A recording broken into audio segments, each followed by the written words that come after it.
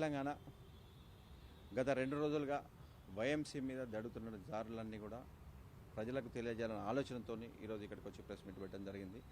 ఈ వైఎంసీఏ కానీ ఇలాంటి ఎన్నో క్రిస్టియన్ సంస్థలు ఈ తెలంగాణలో కానీ దేశంలో కానీ ప్రపంచంలో కానీ SC ST downtrodden peoples కోసం వాళ్ళ బాగోగులు వాళ్ళ డెవలప్మెంట్ కోసం పనిచేసుకుంటూ ముందుకు పోతాం. ఈ దేశంలో చదువు విద్య ఆరోగ్యం అనే సంస్థల నుంచి కాపాడుకుంటా ఇవాళ ఇక్కడ మేము నిలబడ్డాం. ఇక్కడ మాతో పాటు ఎంతోమంది ఇవాళ ముఖ్యమంత్రులుగా పనిచేసిన వాళ్ళు కావచ్చు, ప్రధానమంత్రి స్థాయిలో ఉన్నటువంటి వాళ్ళు కూడా ఈ క్రైస్తవ సంస్థలో చదువుకున్న వాళ్ళే. ఇలా వాళ్ళలా చదువుకొని ఇలా ఆ సంస్థల మీదనే దాడి చేసి ఆ సంస్థలను ఖరాబ్ చేయాలన్న ఆలోచనతో ఈ దేశంలో అలాంటి పరిస్థితులు జరుగుతూ ఉన్నాయి. ఇలా మీరు తీసుకోండి, ఎంతోమంది సినిమా యాక్టర్లు ఇలా అలాంటి సంస్థలను చదువుకుని అలాంటి హాస్పిటల్నే వాళ్ళు ఇవాళ డెలివరీ లేని అలాంటి హాస్పిటల్ నాశనం చేస్తాను, అలాంటి స్కూళ్ళను నాశనం చేస్తాను. దానిలో భాగంగానే మొన్న మీకు ఒక నెల రోజుల క్రితం ఇక్కడ తెలంగాణలో హైదరాబాద్లో ముషీరాబాద్ ప్రాంతంలో హెబ్రోన్ సంస్థ ఉంది. హెబ్రోన్లో 10,000 చర్చిలు, హెబ్రోన్ సంస్థ కింద 10,000 చర్చిలు ఉన్నాయి తెలంగాణ ఆంధ్రాలో. అక్కడ వాళ్ళిద్దరి మధ్యలో అడ్మినిస్ట్రేషన్ ఇష్యూస్ ఏదో జరిగితే వాటిని అడ్డం పెట్టుకొని బయట వ్యక్తులు అందులోకి వచ్చి ఆ ప్రాంతాన్ని ఇబ్బంది పెట్టి అక్కడ నుండి ప్రజలను ఇబ్బంది పెట్టి అక్కడ నుండి పాస్టర్లను ఇబ్బంది పెట్టి ఆ సంస్థలను కొట్టేయాల ఆలోచనతో ఇవాళ పకడ్బందీగా జరుగుతూ ఉంది తెలంగాణ. దాన్ని చూసుకుంటే అది ఏమైంది, మేమందరం కూడా అక్కడ ఉన్నట్టు ముషీరాబాద్ స్థానిక ఎమ్మెల్యే గారు గోపాల్ గారు మేమందరం కలిసిపోయి కూడా అక్కడ వాళ్ళు కోర్టు నుంచి ఆర్డర్ అయితే ఏదైతే తీసుకొచ్చుకుంటారో వారిద్దరిని ట్రస్ట్ సొసైటీని కలిపి ఇవాళ హెబ్రోన్ ప్రశాంతంగా ప్రేయర్స్ చేసుకుంటాం. అది అయిపోతుంది ప్రశాంతంగా ఉన్నాం అనుకున్నాంలోనే 2 రోజుల నుంచి వైఎంసీలో గొడవ స్టార్ట్ చేసింది. వైఎంసీలో జరిగిన కారణం ఏంటంటే వైఎంసీలో డెవలప్మెంటల్ యాక్టివిటీస్ కింద ఎన్నో రోజుల నుంచి కొన్ని రేకుల షెడ్లు అక్కడ ఏర్పాటు చేయబడ్డాయి. ఆ రేకుల షెడ్లు ఉండటం వల్ల ఫెసిలిటీస్ కానీ అక్కడ వచ్చిన వాళ్ళకి కూడా ఇబ్బంది అవుతుంది. కాబట్టి వీటిని మోడర్నైజేషన్గా ఇంకా మంచిగా డెవలప్ చేయాలన్న ఆలోచనతో అవి కూలగొట్టి అదే ప్రాంతంలో వేరే బిల్డింగ్స్ గట్ట ఆలోచనతో అక్కడ ఉన్నటువంటి ప్రెసిడెంట్ ఏదైతే జయకర్ ఉన్నాడో తాను అవన్నీ కూడా డెమాలిష్ చేయడం జరిగింది. ఏదైతే అక్కడ అది ముఖ్య ఉద్దేశం ఏంటంటే వైఎంసీ అనేది యంగ్ మ్యాన్ క్రిస్టియన్ అసోసియేషన్ అనేది 1916లో ఈ సికింద్రాబాద్లో స్టార్ట్ చేయబడింది. ఇది అటానమస్ బాడీ. దీనికి ప్రెసిడెంట్ ఉంటాడు, మారుతుంటారు, జనరల్ సెక్రటరీ వస్తుంటారు, పోతుంటారు. ఏ వ్యక్తికి సంబంధించిన సంస్థ కాదు, అది కమ్యూనిటీకి సంబంధించిన వ్యవస్థ అది. కాబట్టి అందులో ఎంతోమంది బాస్కెట్బాల్ ఆడుకొని ఇలా బాస్కెట్బాల్ ఆడిన పిల్లలు ఇవాళ ఎంతోమంది నేషనల్ ప్లేయర్స్ ఉన్నారు. అక్కడ చదువుకున్న వాళ్ళు ఇవాళ ఎంతో ఐఏఎస్లు అయినరు, ఐపీఎస్లు అయినరు, ఎంతోమంది నాయకులుగా తీర్చిదిద్దిండ్రు. అలాంటి సంస్థలు ఉండాలనే ఆలోచనతో కూడా మేము వాటికి వెంబడబడి మేము ఇవాళ మాకు వ్యక్తిగతంగా అవసరం లేకుండా కమ్యూనిటీ కోసం మేము ఇలా పనిచేస్తూ ఉన్నాం. అక్కడ ఏం జరిగిందంటే 2 రోజుల క్రితం అక్కడ డెమాలిష్ అయిన తర్వాత ఒక ఉన్నటువంటి వ్యక్తి కోర్టు ఆర్డర్ తీసుకొని వచ్చి అక్కడ ఉన్న ప్రెసిడెంట్ని అరెస్ట్ చేయడం జరిగింది. అరెస్ట్ చేసిండ్రు. దాని ద్వారా మళ్ళీ ఆయన లీగల్గా కొట్లాడతాడు, వాళ్ళు చూసుకుంటారు. దాని గురించి మేము లోపలికి పోవట్లేదు. కానీ ఇటువంటి సంఘటనలు జరిగినప్పుడు బయట కాంగ్రెస్ పార్టీ నాయకులు వచ్చి ఇంతకుముందు బీఆర్ఎస్ ఉంది కదా, ఇవాళ కాంగ్రెస్ పార్టీ మేము ప్రెసిడెంట్ అవుతాం, ఇది మాకు ఇచ్చేయండి అని దౌర్జన్యం చేసే పరిస్థితి. అరే చిన్నగా ఒక ఆలోచన చేయండి, ఇది పార్టీకి సంబంధించింది కాదు, బీఆర్ఎస్ పార్టీది కాదు, కాంగ్రెస్ పార్టీది కాదు, జయకర్ది కాదు, ఇంకొక పర్సన్ది కాదు. ఎవరైతే అందులో బాడీలో మెంబర్స్ ఉంటారో వాళ్ళు సెక్రటరీలు ఎన్నుకుంటారు, సెక్రటరీలు అందరూ కలిసి ప్రెసిడెంట్ ఎన్నుకుంటారు. దానికి ఒక ప్రొసీజర్ ఉంది. ఆ ప్రొసీజర్లో భాగంగా వచ్చిన వాళ్ళు మాత్రమే ప్రెసిడెంట్ ఉంటారు. ఈయనది అయిపోయిన తర్వాత డైరెక్టర్ వెళ్ళిపోతాడు, ఇంకొక ప్రెసిడెంట్ వస్తాడు. అంతే తప్ప నేను ఆ పార్టీ మారింది కదా, ప్రభుత్వం మారింది కదా, మేము కాంగ్రెస్ వాళ్ళం, మేము వచ్చి ఆక్యుపై చేసుకుంటాను నడవదు. ఇలా రేవంత్ రెడ్డి గారు ఒకసారి ఆలోచన చేయాలి.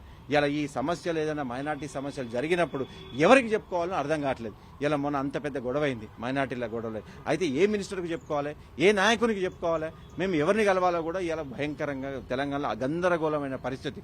ఇంకొక విషయం, ఇవాళ తెలంగాణలో ఇవాళ మీరు కాంగ్రెస్ పార్టీ అధికారంలోకి వచ్చిందంటే కాంగ్రెస్ పార్టీకి తెలంగాణ క్రైస్తవులు చాలా మంది ఓట్లు వేసిండ్రు. కాంగ్రెస్ పార్టీ క్రైస్తవ ఓట్ల ద్వారానే తెలంగాణలోకి అధికారంలోకి వచ్చిండ్రు. ఇలా మీరు కళ్ళబొల్లి మాటలు చెప్పిండ్రు. ఇలా వాళ్ళకి ఏమేమి చెప్పిండ్రు, పాస్టర్లకు 5,000 రూపాయలు ఇస్తామని. ఇంతకుముందు ఇమాములకు ఎట్లా ఇచ్చిండ్రు, గుళ్ళల్లో ఎట్లా ఇస్తుండ్రో పాస్టర్లకు కూడా మేము 5,000 రూపాయల నుంచి 10,000 రూపాయలు ఖచ్చితంగా ఇస్తామని అధికారంలోకి వచ్చిండ్రు. ఇలా ఆ హామీలని పక్కకు పోయినాయి. సరే మీరు ఇస్తారా ఇయ్యరా దేవునికి తెలుసు, ప్రజలు అన్ని తెలుసుకుంటున్నారు. అసలు ముందు చెప్పిన హామీలే లేవు, ఇంకా పాస్టర్ల దాకా వస్తాయనే ఆలోచనలో మా వాళ్ళు ఉన్నారు. అరే తెలంగాణలో క్రైస్తవుల కులగణన చేసినప్పుడు క్రైస్తవుల వాటా అయింది, అసలు క్రైస్తవుల కాలమే లేదు. క్రైస్తవులు సచ్చినరా బతికినరా తెలియదు. తెలంగాణలో వాళ్ళు ఉన్నారా లేరా అనేది ఎస్సీ ఎస్టీ బీసీ ముస్లింస్ చూపించారు. కానీ ముస్లిం మైనార్టీ అయినప్పుడు ముస్లింతో పాటు క్రైస్తవులు కూడా ఉండాలిగా. అసలు మేము బతికలేమా, అసలు క్రైస్తవులు చచ్చిపోయినరా, అసలు క్రైస్తవులు తెలంగాణలో న్యాయం, కులగణలో క్రైస్తవులు ఎక్కడ అనేది ఒక ఇలా క్వశ్చన్ మార్క్ ఉన్నది. మేము ఇలా ఓటేసిండ్రు. ఎంతసేపు సోనియా గాంధీ క్రైస్తవురాలను చూపించి రాహుల్ గాంధీని చూపించి ఓట్లు వేయించుకున్నారు. ఇలా సోనియా గాంధీ ఏం సమాధానం చెప్తుంది? ఇలా క్రైస్తవులు మా వాళ్ళు అని చెప్పుకున్నారు. ఇలా ఏం సమాధానం చెప్తుంది? ఇలా దేశంలో ఎక్కడ లేని విధంగా క్రిస్మస్ని స్టేట్ ఫెస్టివల్ చేసింది కేసీఆర్ గారు. ఇవాళ మీరు ప్రభుత్వంలో రాజశేఖర రెడ్డి ఇజ్రాయెల్కి పోయి బ్యాప్టిజం తీసుకున్నటువంటి వ్యక్తి ఈ ఉమ్మడి ఆంధ్రప్రదేశ్కి ముఖ్యమంత్రి అయిండు. అలాంటి వ్యక్తి ఉన్నప్పుడు కూడా క్రిస్మస్ని స్టేట్ ఫెస్టివల్ చేయలేదు. అది కేసీఆర్ గారికి, కాంగ్రెస్ పార్టీకి, బీఆర్ఎస్ పార్టీకి, కాంగ్రెస్ పార్టీకి ఉన్న వ్యత్యాసం. ప్రేమ ఎవరి మీద ఉన్నది, ఎవరు చేసినారో క్రైస్తవులు కూడా ఒకసారి ఆలోచన చేయాలి. ఇలా మీరు అంతకుముందు క్రిస్మస్ ట్రీట్ ఇచ్చేటప్పుడు 50 నుంచి 100 మందిని పిలిచి క్రిస్మస్ ట్రీట్ ఇస్తుండే. ప్రభుత్వంలో కేసీఆర్ గారు చేసింటారు 50 మంది నుంచి 100 మందిని ఎవరిని పిలుస్తారు? దీంట్లో పెద్దోళ్ళు ఎవరు, చిన్నోళ్ళు ఎవరు? ఓన్లీ కార్లు ఉన్నోళ్ళు, సూట్లు వేసుకున్న వాళ్ళు ఎట్లా వస్తారా? తెలంగాణలో క్రైస్తవ నాయకులు అందరిని పిలిచేయాలన్న ఆలోచనతో, గొప్పగా ఆలోచనతో ఎల్బీ స్టేడియంలో 15,000 నుంచి 20,000 మందిని పిలిచి డిన్నర్ ఏర్పాటు చేసింది. ఆ డిన్నర్ వీళ్ళు ఒక్కళ్ళే కాదు, కింద ప్రాంతాలకు కూడా పోవాలని ప్రతి కాన్స్టిట్యున్సీకి ₹1,00,000, డివిజన్కు ₹2,00,000 ఇచ్చి వాళ్ళకు కావాల్సినటువంటి బట్టలు క్రిస్మస్ గిఫ్ట్కి ఇచ్చాడు. క్రిస్మస్ గిఫ్ట్ ఎందుకోసం అంటే శాంతా క్లాజా ఉంటుంది. ఎప్పుడైనా క్రిస్మస్ అంటే అందరూ గిఫ్ట్లు ఇవ్వాలన్న ఆలోచన, ఒక ధోరణి ఉంటుంది, ఒక సంస్కృతి. ఆ సంస్కృతిని కాపాడాలన్న ఆలోచనతో క్రిస్మస్ గిఫ్ట్కి ఇవాళ బట్టలు ఇచ్చిండ్రు. అట్లాంటి ఎన్నో కార్యక్రమాలు చేసుకుంటే క్రైస్తవులకు చేయాల్సిన. ఇవాళ మీకు ఇంకోటి చెప్పాలి, దేశంలో ఎక్కడ కూడా 26 రోజు హాలిడే లేదు. ఇవాళ తెలంగాణలో మాత్రమే హాలిడే ఉంది. ఎందుకోసం అంటే క్రిస్మస్ అనగానే ఒకటే రోజు హాలిడే ఉంటుంది. ఎక్కువ కూడా క్రైస్తవులందరూ మధ్యతరగతి టీచర్లు, చిన్న చిన్న ఉద్యోగాలు చేసుకునే వాళ్ళు ఎక్కువ ఉంటారు. ఎందుకంటే ఒకరోజు పండుగ అయిపోయిన తెల్లారి డ్యూటీకి పోవాలంటే ఇబ్బంది పడుతుంది. అదే దసరాకు 10 రోజులు ఉంటాయి, సంక్రాంతికి ఉంటాయి, దీపావళికి ఉంటాయి, అరే క్రిస్మస్కు లేదని చాలా మంది బాధపడతా ఉంటారు. ఆ బాధను గుర్తించి కేసీఆర్ గారు ఏం చేశారంటే 25 మీ అందరూ కూడా ఒక్కరోజు ఎందుకు పండుగ అయింది, 26వ తారీఖు కూడా హాలిడే ఇవ్వాలని బాక్సింగ్ డే అంటారు. ప్రపంచంలో బాక్సింగ్ డే అని అంటారు 26th. ఆ బాక్సింగ్ డేగా గుర్తించి 26వ తారీఖు హాలిడే ఇచ్చిండు. అలాంటి ఎన్ని సంక్షేమ పథకాలు క్రైస్తవులకు అందేయాలో అవన్నీ అందజేసిండు. క్రైస్తవులు సంతోషంగా ఏదైతే బతుకమ్మ పండుగకి ఏ విధంగా ఇచ్చిండో, ఏ విధంగా అయితే రంజాన్కి ఇచ్చిండో, అదే విధంగా క్రైస్తవులకు కూడా ఇచ్చిండు. 3 వర్గాలను సమానంగా చూసి సంతోషంగా ఉంచిండు. ఆ వచ్చినాయి కూడా ఈ సంవత్సరం వీళ్ళు వచ్చిన తర్వాత మీరు కాంగ్రెస్ పార్టీని, క్రైస్తవులు మేము రక్తం క్రైస్తవులు కాంగ్రెస్ పార్టీలో ఉందని చెప్పుకొని అధికారంలోకి వచ్చిన వాళ్ళు వచ్చిన డిసెంబర్ మొట్టమొదటి వచ్చింది పండుగనే క్రిస్మస్ పండుగ. ఆ క్రిస్మస్ పండుగ కూడా గందరగోళం చేసిండ్రు. సరే ఈ ఫస్ట్ వచ్చారు కదా, నెక్స్ట్ ఇయర్ అన్న ఇస్తారులేని ఆలోచనతో ఎదురు చూసారు. రెండోసారి కూడా బట్టలు కూడా ఇవ్వలే. కింద పైసలు అయితే గందరగోళం, కొట్లాటలు. అరే అంతమందికి బట్టలు కూడా ఇవ్వలేకుండా పరిస్థితి. ఇచ్చిన వాటిని కూడా మీరు తీసేసారు. మరి క్రైస్తవులకు ఏం సమాధానం చెప్పాలి? అసలు మేము కులగణం లేకుండా మనం ఎక్కడికి పోవాలి? ఈ దేశంలో ఉన్నామా? ఈ రాష్ట్రంలో ఉన్నామా? కాలమే తొలగించరు. ఈ కాలం తొలగించారు అంటే మేము ఇవాళ మీరు క్రైస్తవులు ఒక్కసారి ఆలోచన చేసుకోవాలి. కాంగ్రెస్ పార్టీ కాదు అండగా ఉన్నది మీకు, బీఆర్ఎస్ పార్టీ మీకు అండగా ఉన్నది, బీఆర్ఎస్ ప్రభుత్వం మీకు అండగా ఉన్నది, కేసీఆర్ గారు మీకు అండగా ఉన్నారు. మిమ్మల్ని లేకుండా చేసింది ఇవాళ కులగణంలో ఎవరు చేసిందంటే కాంగ్రెస్ పార్టీ. కాంగ్రెస్ పార్టీని ఇవాళ ఎక్కడ ఎవరిని ఇబ్బంది పెడతా ఉన్నారు? ఇవాళ మణిపూర్లో ఎట్లా అయింది, ఏం కొట్లాడుతుండ్రు? ఇలా రాష్ట్రంలో ఎక్కడెక్కడ చర్చలు ఎట్లా అవుతున్నాయి? ఇలా ఈ 14 నెలల్లో ఎన్ని వేల చర్చలు ఇలా ధ్వంసం చేసిండ్రు, ఎన్ని రకాల ఇబ్బందులు పెట్టిండ్రు. ఇలా చూసుకుని లెక్క చెప్పుకుంటూ పోతా ఉంటే ఇలా పొద్దున మొదలు పెడితే రాత్రి అవుతుంది. అయినా కూడా కాంగ్రెస్ పార్టీని మేము ఎక్కడ కూడా మేము చెప్తా ఉన్నాం, మీ ప్రభుత్వం వచ్చిన తర్వాత మినిస్టర్ లేడు, మీకు మైనార్టీ మినిస్టర్ లేకపోతే ఈ శాఖను ఎవరు చూసుకోవాలి? మాకు ఇబ్బంది వస్తే ఎవరిని కలవాలి? దానికి ఒక నాయకుడు లేడు. నాయకుడు ఉంటే ముస్లిం నాయకుడు, క్రైస్తవులు ఎవరు పోయి చెప్పుకోవాలి? ఎమ్మెల్సీ ఇయ్యారు. అవి ఇప్పుడున్న చైర్మన్ ఇచ్చిండు. చైర్మన్ ఇక్కడ వ్యక్తి కాదు, కేరళ వ్యక్తి. ఉన్న ఒక క్రిస్టియన్ కార్పొరేషన్ చైర్మన్ ఇచ్చిండు. ఆ క్రిస్టియన్ కార్పొరేషన్ చైర్మన్ తెలంగాణ కాదు, ఇది ఆయన కేరళ. ఆయన అరే తెలంగాణలో నాయకులే లేరా? తెలంగాణ గురించి ఆలోచించే వ్యక్తే లేడా? ఎవరి కోసం చేస్తూ ఉన్నారు? ఎవరి మెప్పు కోసం ఈ కాంగ్రెస్ పార్టీ పనిచేస్తూ ఉంది? ఇలా బీఆర్ఎస్ పార్టీ మాలాంటి వాళ్ళకి ఇలా ఓపెన్గా మాకు ముఖ్యమంత్రి కేసీఆర్ గారు ఒక దళిత క్రైస్తవానికి ఓపెన్గా చైర్మన్ ఇచ్చిండు. Christian corporation chairman, food corporation ఓపెన్లో ఇచ్చి ఎమ్మెల్సీకి ఇచ్చిండు. ఎంతోమంది చైర్మన్లకు ఇచ్చిండు. ఆ ఘనత కేసీఆర్ గారు. ఇవాళ మీరు ఇచ్చిన ఒకటే ఒక పదవి క్రిస్టియన్ కార్పొరేషన్ చైర్మన్. ఆ చైర్మన్ పదవి కూడా కేరళగా ఉన్న వ్యక్తికి ఇచ్చిండు. ఇలా ఏం పదవులు ఇచ్చిండ్రు?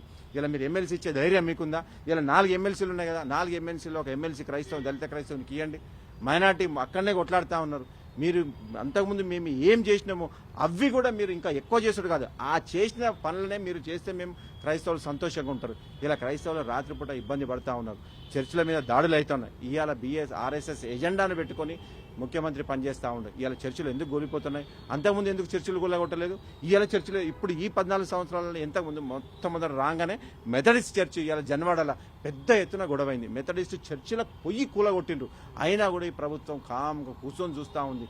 ఇలా మీరు ఎవరి ఆలోచనల విధానం పనిచేస్తూ ఉన్నారు, ఆర్ఎస్ఎస్ ఎజెండా మీరు ఇక్కడ ప్రవర్తిస్తూ ఉన్నారు, ఈ ఆర్ఎస్ఎస్ ఎజెండాని మోసుకొచ్చి తెలంగాణలో ప్రవర్తిస్తూ ఉన్నారు తప్ప మీరు కాంగ్రెస్ ప్రభుత్వం కాంగ్రెస్ పార్టీ ఆలోచన విధానాలు మాత్రం ఎట్టి పరిస్థితుల్లో కాంగ్రెస్ పార్టీ ఆలోచన విధానం ఎస్సీ ఎస్టీ బీసీ మైనారిటీ వర్గాలను కాపాడుకోవాలని కాంగ్రెస్ పార్టీ ఆలోచన విధానం కానీ వాళ్ళనే దెబ్బ కొట్టాలి, వాళ్ళనే నాశనం చేయాలి, వాళ్ళనే ఇబ్బంది పెట్టాలని ఇలా ప్రచారం పని చేస్తూ ఉన్నారు తప్ప కాంగ్రెస్ పార్టీ ఆలోచనలు కావు.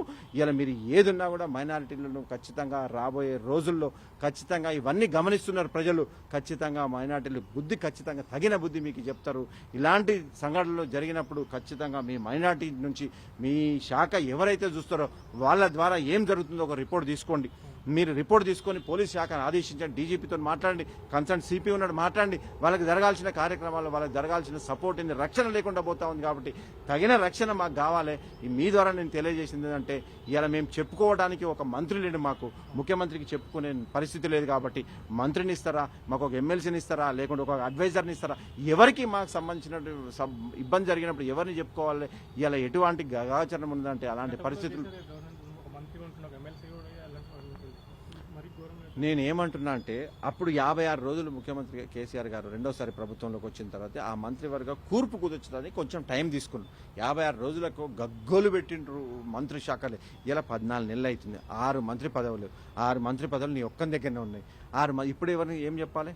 ఏదన్నా నువ్వు మాట్లాడిన మాట నిజం ఉందా, నువ్వు మాట్లాడిన దానికి పని చేసేదానికి ఏమన్నా కరెక్ట్ కనెక్టివిటీ ఉందా? ఏది కూడా చెప్పేది అబద్ధం, చేసేది ఒకటి, పైన చెప్పేది ఒకటి, చేసేది ఒకటి. కాబట్టి క్రైస్తవులు అందరూ కూడా ఖచ్చితంగా గమనిస్తున్నారు. క్రైస్తవులకు ఇవాళ జరుగుతున్న అన్యాయాన్ని ఖచ్చితంగా క్రైస్తవ సమాజం గుర్తుపెట్టుకుంటుంది. రాబోయే రోజుల్లో ఖచ్చితంగా నేను దెబ్బకు దెబ్బ తీర్చుకుంటాం. బీఆర్ఎస్ ప్రభుత్వానికి అందరూ కూడా ఇప్పటికి అర్థమవుతుంది.